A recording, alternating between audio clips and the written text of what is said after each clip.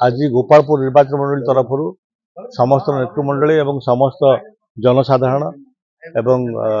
आमर पूर्वतन एमपी एवं पूर्वतन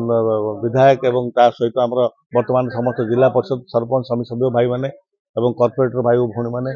एमएससी चेयरमैन आम समस्त मिसी आज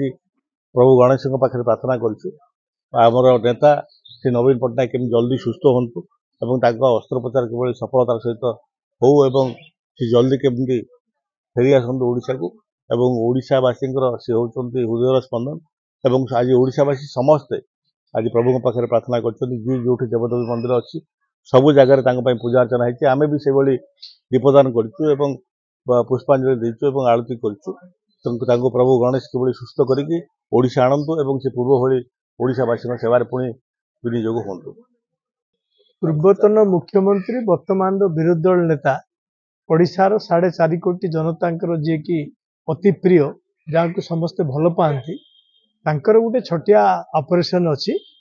से केमती जल्दी आरोग्य लाभ करेंगे एवं फेरी लोकंर सेवा करेंगे से सारा ओडिशा रे गतकाली आज यही दीपदान कार्यक्रम चलती देवदेवी मंदिर रे गतकाली ब्रह्मपुर रही सबू नेतृवृंद थिले आज गोपालपुर निर्वाचन मंडल पंचमा जोड़ा कि आदिपीठ सर्वपुरातन पीठ से पीठ रे कार्यक्रम होकर आरोग्य कामना कर समस्ते आज दीप देइचंती एवं प्रभु ये कि अर्घ्य देवता जी की जहाँ आगे पूजा पाती गणेश से गजानन पाखे प्रार्थना कर तुरंत आरोग्य लाभ आस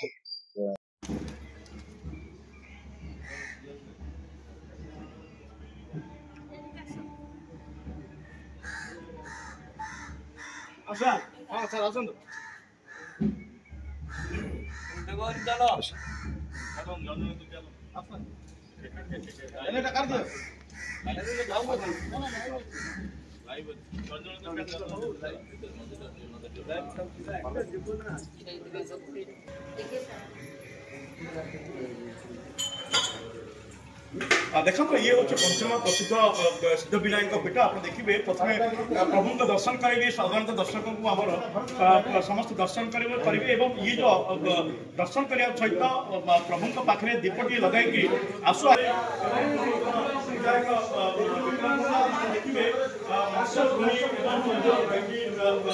सिद्ध विनायक ये हूँ गोटे प्रसिद्ध पीठ एवं विनायक गणेश होती अग्रपूज्यत देवता तेणु पूजा कर गतकाली कहीपर ब्रह्मपुर सहर में जो भाव में माँ बुढ़ी सान्ताणी मंदिर में नवीन पट्टनायक आज तक आउ कि समय चिकित्सा आरंभ हो गला कहीपर प्रक्रिया केमती देखुं